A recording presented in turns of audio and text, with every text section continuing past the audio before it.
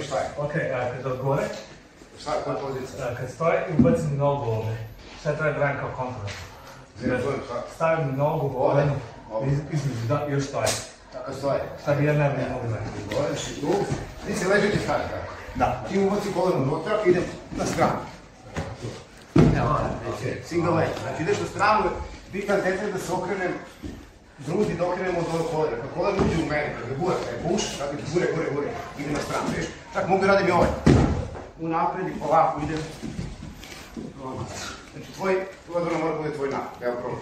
Tu, bude dole, već si dole. Znači svaki put kad sam ušao u taj nikat, šta sediš tamo, upravo to, evo ga. Možeš gore, a možeš to odlučno. Sad ti biraš opciju da rećeš na leđa, još jednom, znači tu, on prolazi gar, tu je tako, sedi leđe dole, uredi ti ovo, okej.